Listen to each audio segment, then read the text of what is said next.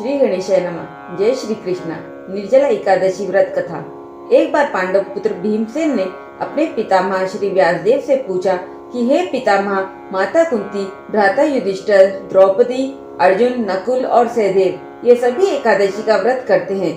भ्राता युधिष्ठिर भी मुझे व्रत करने को कहते हैं, पर मुझे भी यह ज्ञात है कि एकादशी का उपवास करना वेदों का आदेश है, पर मुझसे भूख सहन नहीं होती। मैं सभी नियमानुसार ईश्वर की उपासना, पूजा अर्चना करना, मेरी क्षमता अनुसार दान धर्म करना, यह सब करूँगा, पर मैं उपवास नहीं कर सकता।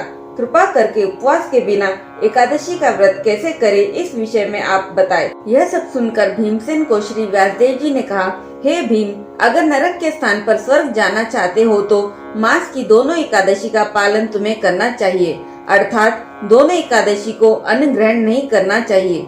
तब भीमसेन ने कहा कि वर्ष में आने वाली 24 एकादशियों का उपवास करना मेरे लिए असंभव है। रात दिन की बात तो क्या, मैं तो क्षण भर भी भूखा नहीं रह सकता, क्योंकि व्रत नाम की अग्नि मेरे पेट में नित्य प्रज्वलित रहती है। उसे शांत करने के लिए मुझे बहुत खाना खाना पड़ता है। बहुत हुआ तो वर्ष में एक दिन मैं उपवास कर सकता हूँ। इसलिए आप मुझे ऐसे व्रत के विषय में बताएं जिससे मेरा जीवन मंगलमय हो जाए। भय से कांपते हुए बलशाली भीम ने व्यासदेव से कहा कि कृपया आप मुझसे एक ऐसा व्रत कहें जिससे सभी व्रतों का फल प्राप्त हो। तब श्री व्यासदेव ने कहा कि वृषभ और मिथुन की संक्रांति के बीच ज्येष्ठ मास के शुक्ल पक्ष की जो एकादशी आती है उसका नाम निर्जला एकादशी है।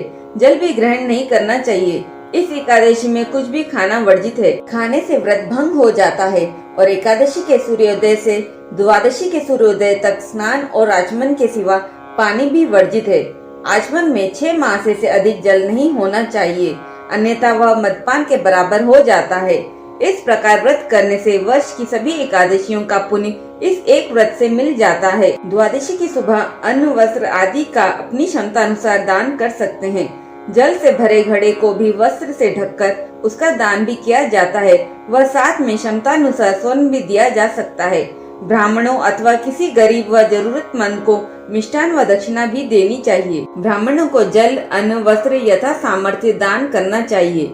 हे भीमसेन, इस एकादशी व्रत से प्राप्त होने वाले पुण्य के विषय में सुनिए। केवल इस एकादशी के पालन से ही वर्ष की सभी एकादशी व्रत पालन करने का पुण्य प्राप्त हो जाता है। शंख, चक्र, गदा, पद्मधारी ग्रहण करने वाले भगवान विष्णु ने मुझे बताया था कि जो कोई भी अन्य धर्मों का त्याग करके मेरी शरण में आ जाता है और निर्जला एकादशी का पालन करता है, वह मुझे अत्यंत प्रिय है और वह निश्चय ही सब पापों से मुक्ति पाता है। तब व्यासदेव ने फिर कहा कि हे वायुपुत्र, किसी भी एकादशी में अन्न खाना वर्जित है, किंतु इस एकादशी में तो पानी भी वर्जित है। इस व्रत के पालन से सभी तीर्थों में स्नान और उनकी यात्रा का फल मिलता है और मृत्यु के समय भयानक यमदूतों के स्थान पर सुंदर विष्णुदूत उस व्यक्ति को वैकुंठ ले जाते हैं। इस एकादशी का पालन करके जो कोई भी गोदान करता है वह सभी पाप कर्मों से मुक्त हो जाता है। जब अन्य पांडव पुत्रों ने इस एकादशी के बारे में सुना तो वे भी इस व्रत का पालन करने का निश्चय किया। उसी समय से भीमसेन ने भी इस व्रत का पालन करना आरंभ किया। इसलिए इस एकादशी को भीमसेनी एकादशी अथवा पांडव एकादशी भी कहते हैं। भगवान श्री कृष्ण ने घोषणा की है कि जो कोई भी इस एकादशी के दिन पुण्य कर्म करता है, तीर्थ स्थान में स्नान करता है, वैदिक मंत्रों का पाठ करता है और यज्ञ करता है, वह सब अक्षय हो जाता है। इस व्रत की महिमा जो कोई भी श्रवण करेगा उसे अमावस के साथ आने वाली प्रतिपदा के दिन पितरों को दिए हुए तर्पण का फल प्राप्त होता है, साथ ही वैकुंठ लोक की भी प्राप्ति होती है। अतः संसार में सबसे श्रेष्ठ निर्जला एकादशी का व्रत है, इसलिए यत्न के साथ इसको करना चाहिए। उस दिन ओम नमो भगवते वासुदेवाय मंत्र का उच्चारण करना चाहिए। जो मनुष्य भक्ति पूर्वक इस कथा को पढ़ते या सुनते हैं उन्हें निश्चय ही स्वर्ग की प्राप्ति होती है। एक बार प्रेम से बोलिए राधे राधे।